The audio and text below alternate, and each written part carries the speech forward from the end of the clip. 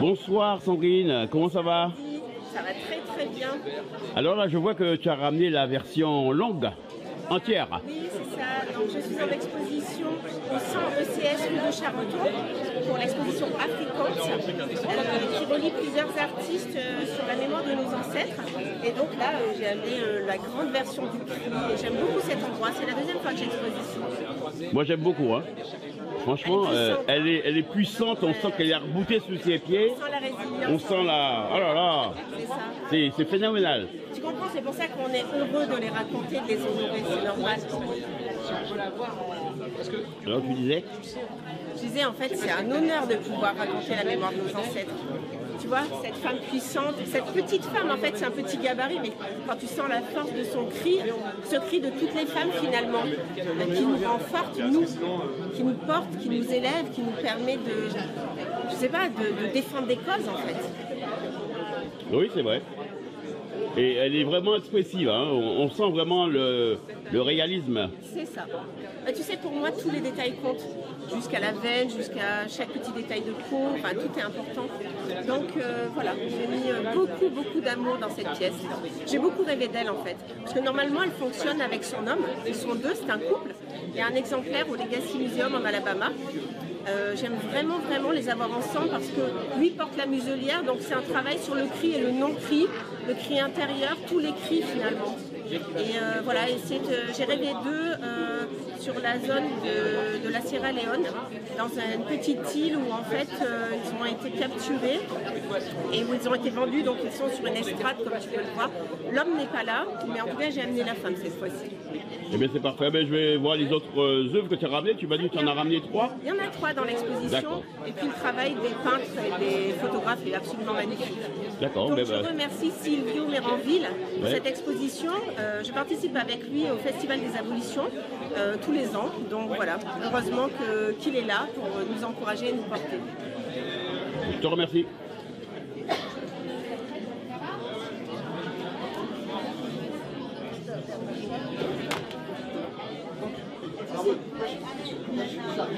Alors là tu as un buste.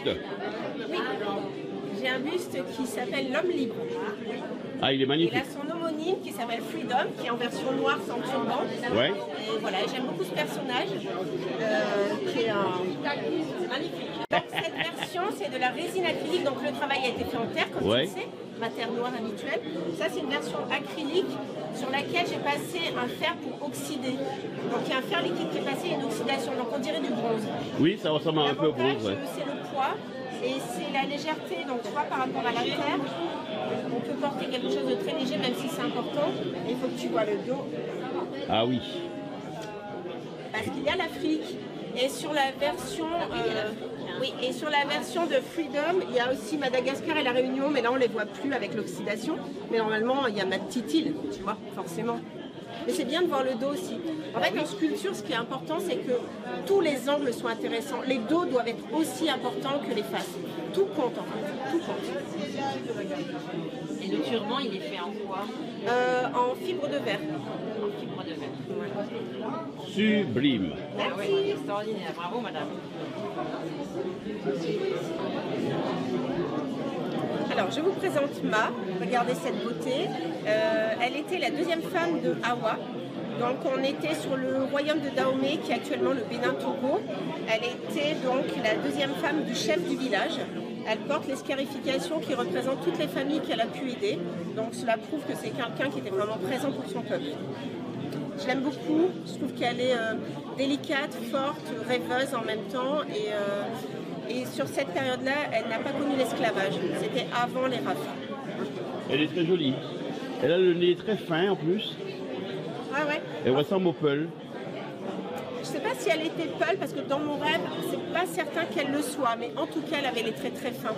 Et j'ai réalisé donc son homme, Hawa, ainsi que 3 des premières femmes. Dans mon rêve, il en avait 9. Donc je finirai un jour par les réaliser toutes. Je sais, puisque tu m'as expliqué comment ça fonctionne. Ça peut durer des années C'est ça.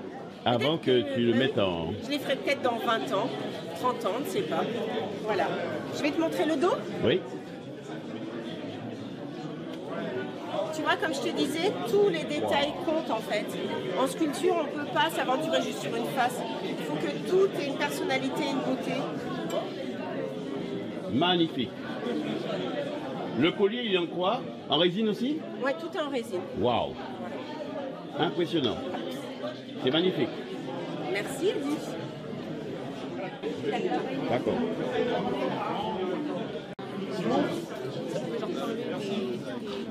Ah bah oui, toujours ça pour toi. Essentiellement, les couvertures. Francky n'est pas loin. Toi-même tu sais. Toi-même tu sais. Oui, oui, c'est vrai. J'ai pas vu le terrain, c'est pour ça que je suis allé en retard. Elle a disparu. Il y a Clémentine. Clémentine, peut-être qu'elle cherche. Bah oui, mais... Pas gastronomique.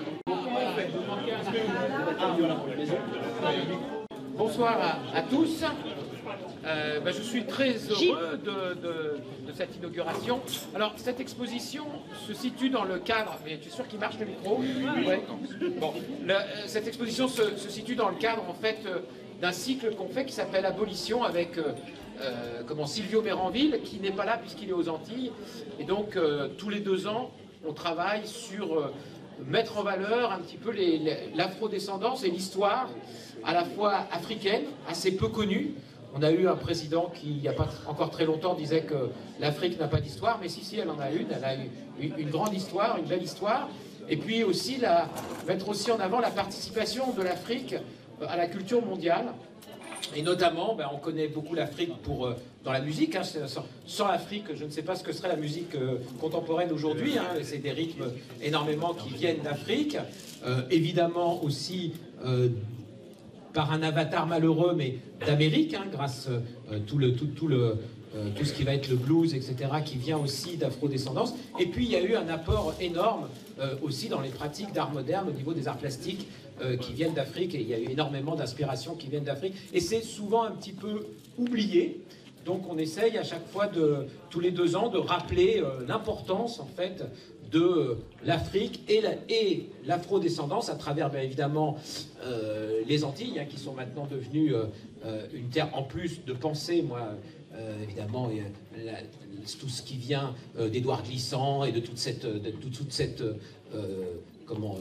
réflexion qui vient des Antilles, je trouve que ça fait partie vraiment des phares de la réflexion contemporaine. Donc on a repris le flambeau puisque Silvio est aux Antilles pour faire la partie d'abolition aux Antilles, et donc en faisant cette exposition, et on a rassemblé un nombre d'artistes qui sont tous autour de nous et qui témoignent soit comme certains plutôt de la partie africaine, d'autres plus de la partie antillaise, et je suis très heureux d'être là, et surtout je remercie chaleureusement tous les artistes et puis aussi mon équipe, hein, qui a été formidable. Clémentine qui est là, qui se cache, mais en fait qui en réalité a fait la moitié de l'exposition. Moi je suis parti, j'ai dit j'ai un concept, tiens voilà je choisis, et puis après j'ai dit tiens Clémentine, est-ce que tu peux finir l'exposition? Voilà, donc elle a trouvé beaucoup de cohérence, elle a ramené un certain nombre d'artistes, et puis Simon qui est le couteau suisse de l'établissement, et qui à chaque fois fait des merveilles. Et puis toute l'équipe, Caroline, Isabelle, enfin voilà. Moi j'ai une équipe formidable, et donc j'en suis ravi. Ce lieu ne serait rien si cette équipe n'était pas là. Voilà. Et puis je suis très heureux de vous avoir. Merci d'être tous là ce soir. Et je crois que nous allons démarrer sur de la musique. Non, Oui, c'est ça. Avec, oui. Comme ils sont tous là, si vous voulez échanger avec eux. Ah. Donc on a ici Gilles Mike Navangui, dont on a les toiles ici. Ensuite on a Marie-Charlotte Loreille, photographe. Le les Goka. photos de Goka, noir et blanc, et la colonne ici avec la vidéo. Ici on a Sandrine Plante pour les sculptures. Voilà, qu'on a déjà reçu plusieurs fois, on est fans, donc voilà. Et c'est sans doute pas la dernière fois. Charles Chulem Rousseau, les photos ici. Voilà. Très belle découverte pour nous. Voilà, c'est la première fois qu'il expose avec nous, mais très belle découverte. Emmanuel Gérolon, ici. Emmanuel, je tiens à dire qu'il travaille dans la maison, puisqu'on a des ateliers au-dessus et qui qui est un des personnes qui travaillent dans la maison. Marie-Charlotte, d'ailleurs, a travaillé il y a longtemps, c'était même un pilier de la maison pendant quelques temps. Et Gilles est passé aussi par la maison, mais de façon plus courte. Ici, Philippe Niago, sur la série rouge, derrière. Très belle découverte aussi de cette expo, dont on ne se connaissait pas, et ça a été une très belle découverte. Et derrière, le collectif d'artistes Tambour Ubuntu. Voilà, donc si vous voulez échanger avec eux, les voici. Voilà, du coup, il va y avoir une lecture. Une lecture accompagnée d'un petit peu de musique en même temps. Voilà. Accompagnée d'un peu de musique en même temps. Eh ben, on y va. Vert, on y va. Voilà. À vous. Oui, alors, je suis Philippe, donc le responsable artistique de Tambour Ubuntu, assisté de Monsieur Félicien Gérant, qui va faire l'essentiel du répertoire. On a un collectif d'artistes qui est censé rassembler tous les talents. Je lance des annonces pour ceux qui veulent nous rejoindre. On est censé valoriser, écoutez bien, tous les talents qui mettent à l'honneur l'histoire africaine et ce qui est essaimé de cette histoire. Ce qui veut dire dans les îles, avec l'esclavage, donc les Antilles, la Guyane, la Réunion d'où je viens, les rites de l'océan Indien, etc. Et on rassemble ces trois mondes pour l'instant, mais c'est encore ouvert à d'autres mondes. Voilà. Donc tous les talents sont les bienvenus à partir du moment où ils valorisent cette histoire africaine, afrodescendante. Je vous présente Angéline, notre danseuse. Vous pouvez l'applaudir. On valorise aussi les tenues locales. Je vous présente Monsieur Félicien Gérant. Voilà. Et le frère Ranefer qui est ici pour nous accompagner. Bonsoir, merci à vous d'être là. Donc en général, quand on commence nos concerts prestations, on commence toujours par un hommage aux ancêtres, à nos valeureux ancêtres martyrs et résistants, parce que l'esprit de ce qu'on fait, c'est Ubuntu. Ubuntu, ça veut dire « je suis parce que nous sommes ». Nous sommes parce que nos ancêtres ont été avant. Donc, je leur dédie toujours ce texte du grand poète sénégalais qui s'appelle Birago Diop. Souffle. Écoute plus souvent les choses que les êtres. La voix du feu s'entend. Entends la voix de l'eau. Écoute dans le vent le buisson en sanglots. C'est le souffle des ancêtres. Ceux qui sont morts ne sont jamais partis. Ils sont dans l'ombre qui s'éclaire et dans l'ombre qui s'épaissit. Ils sont dans l'arbre qui frémit. Ils sont dans le bois qui gémit. Ils sont dans l'eau qui dort. Ils sont dans l'eau qui coule. Les morts ne sont pas sous la terre. Ils sont dans la cave. Ils sont dans la foule. Les morts ne sont pas morts. Écoute plus souvent les choses que les êtres. La voix du feu s'entend. Entends la voix de l'eau. Écoute dans le vent le buisson en sanglots. C'est le souffle des ancêtres morts, qui ne sont pas morts, qui ne sont pas partis, qui ne sont pas sous terre. Ceux qui sont morts ne sont jamais partis. Ils sont dans le sein de la femme. Ils sont dans l'enfant qui vagit. Ils sont dans le tison qui s'enflamme. Ils sont dans le feu qui s'éteint. Ils sont dans les herbes qui pleurent. Ils sont dans le rouget qui jeûne. Les morts ne sont pas sous la terre. Ils sont dans la forêt. Ils sont dans la demeure.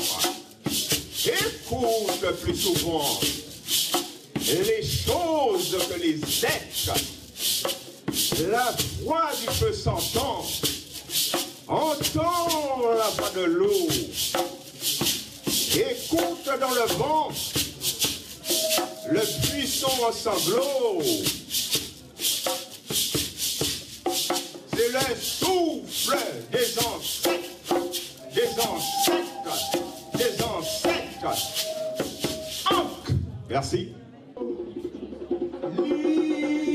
Libérez tout le peuple, libérez, libérez. Donc c'est Léopold de Damas, trois femmes qui ont été arrachées, suppliées brutalement. Et le tambour roulait de rythme ce soir. Et depuis, combien de mois sont morts depuis qu'ils sont venus ce soir, où le tambour roulait de rythme, ils sont venus ce soir.